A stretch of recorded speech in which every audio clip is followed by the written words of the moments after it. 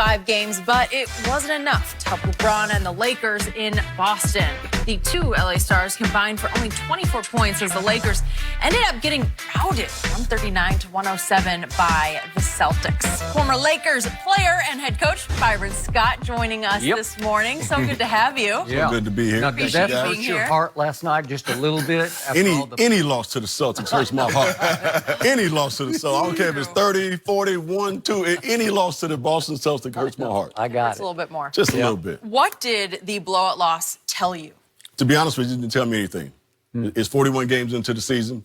You're going to have games like this, you know, during the course of the season. So that loss didn't tell me much. It told me one thing, that Boston is a very good basketball team. Right. But when you bring back Anthony Davis, the Lakers have been playing pretty well without Anthony Davis in this stretch. Yeah. So you bring him back, you got to, integrate him back into the system. And I think that kind of threw their timing off a little bit. But as far as the scheme of things, didn't tell me anything. The Lakers are still the team to beat.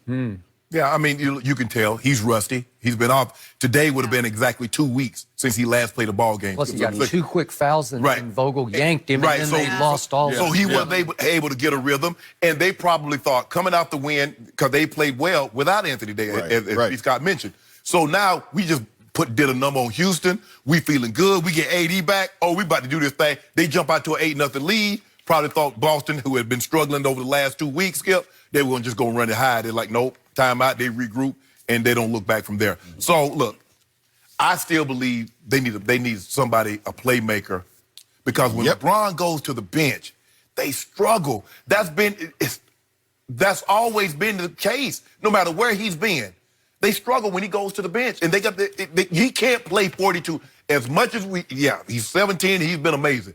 Skip, he can't play 48 minutes, even in the playoffs. Now, he might bump it up to 37, 38, maybe even 39, but he can't play all 48. So they got to do a better job of when he goes to the bench, still being able to run the offense, because he's really the only guy that can create for everybody else. Everybody else need to be created for. So they need someone else that can do that. Okay, so speculation running wild about Derrick Rose. Is he the answer to your question? I mean, I like him. He's playing unbelievable. I did not see this. I mean, I saw a little bit last year in Minnesota, but I didn't think he was going to play this good this year, but he's healthy. And I guess for the first time in a very long time, he's healthy. I like to see D Rose, but what are you going to give up? You really only got one. You got one piece. That's Kuzma. Are you going to trade Kuzma for D Rose? I don't know. Are you? Would LeBron vouch for that? No. I'll tell you what, there's another name out there, and Shannon, you're right. D Rose is playing unbelievable basketball, there's no doubt about it. They do need another playmaker, there's no doubt about that. Darren Collison is a name that's been out there, retired. I think you can get him back. It's not going to cost you much, if anything. It cost you anything. You know what I'm saying? Especially draft picks or players or anything. Yeah, that's true, too. Can't trade anything for him in the first place. But you got a guy that's sitting there who's a proven veteran, who's played in this league, great two-way player, because he can get you in the office, can make shots, can get to the basket, and can defend. So I think that would be a perfect fit for the Lakers right now. I remain a Kyle Kuzma fan. I see him on some nights. You want to talk about fearless, just like cold-blooded fearless? He's got that gene in him, and yet he doesn't seem to fit in the flow of the LeBron AD Lakers. Like he's the third wheel that they're not quite comfortable with, because he's going to jack up shots and he's going to miss some shots. But when he gets on a roll, no one on his team can make shots on a roll like he can make them.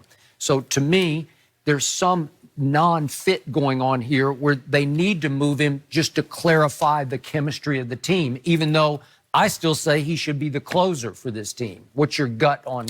You know what, I like Kyle Kuzma as well. And I think he is the third best player on this basketball team. And I think he is the guy that you got to look at when you look at AD and you look at LeBron. He's the next person. There's no doubt about that.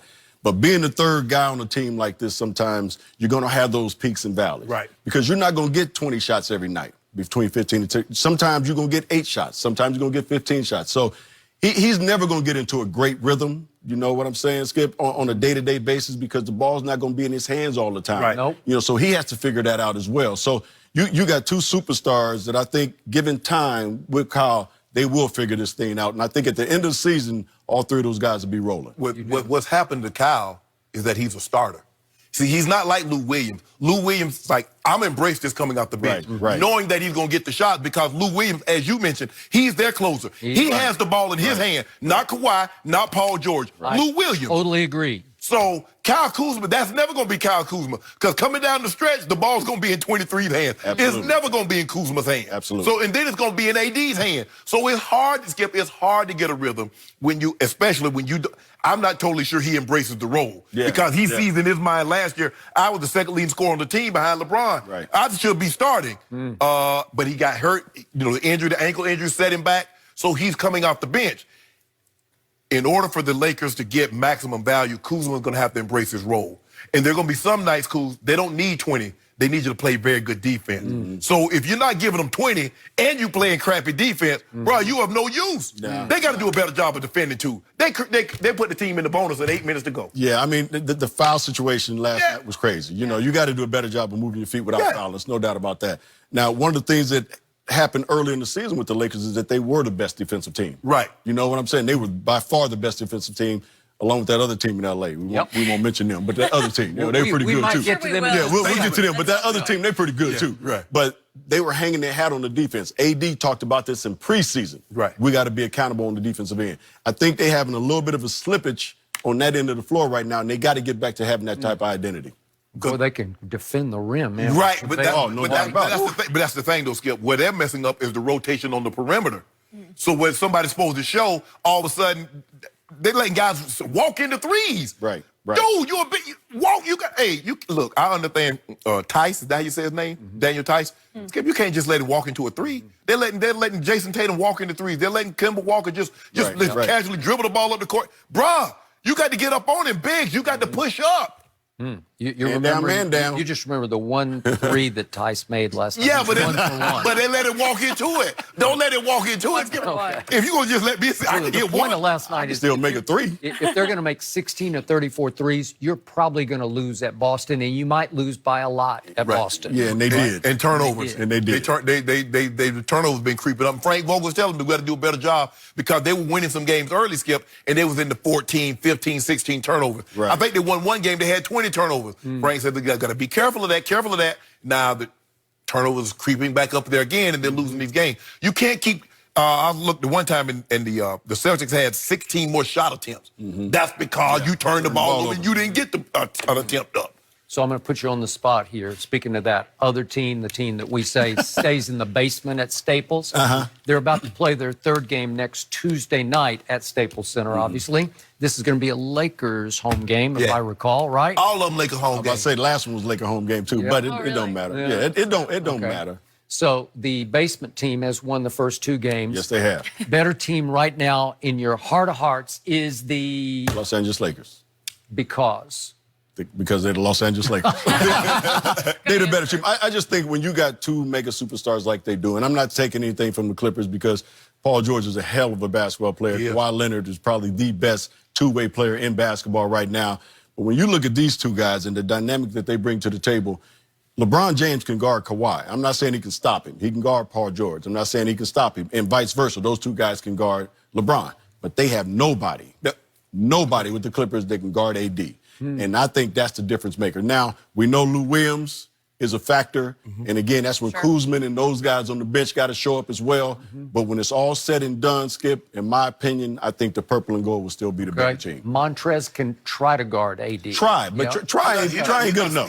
He's not tall enough. Yeah, try is not good enough. Because the other thing with AD is he can take you in the post. He can face up. He can take you off the dribble. And with Montel guarding him, okay, he's giving up 3 or 4 inches. All he's doing is just turn around, face up, and shoot over it. Now, if he goes for pump fakes, then he's getting to the basket, too. You know, so they just don't have an answer for AD. And if AD is on and he's playing the way we know he can play, they can't stop him. But that's what I'm saying. In that series, he will have to be the best player. Yes. Because he's the guy that they don't have an answer for. Yes. Because the other guys, look, Paul George and Kawhi, the wing, that's why they got him. And you got that Bulldog Pat Bev. So they got 3 wing defenders that's as good as anybody in the league. But they don't have a post defender. In the first 2 fourth quarters of these games, AD was basically stopping himself, right? Learning experience. Okay. You know, early. Okay. But anyway, we got some do on this already. We do? Has it been decided already? Yes. Oh, okay. Yes. Well, the third time should be the charm. No. They're going to win one of these games. So hold on. if you say the Clippers are better, it should be a breeze to beat a team. Well, they're going to beat them all 4 times. Why not? 3 for 3 is If that's hard to do. if the 49ers play the Packers, how many times you think the Packers win? This year? 0. Not too many. They got the 0. greatest quarterback 0. ever. They should Maybe win not too many. 2. Well, you got the best player in the NBA. They know what you say Kawhi is? 2-way. No, you say he the best ever. He I the didn't best right say now. that. No, he's the best right now. No, I didn't say that. Oh, he's not? Goat James is. Lou Williams can close. Yeah. He might be the best in the league. He might be. Hey, He might Lou be the get best buckets. closer in the league. Yep. When they say walking buckets, Yep.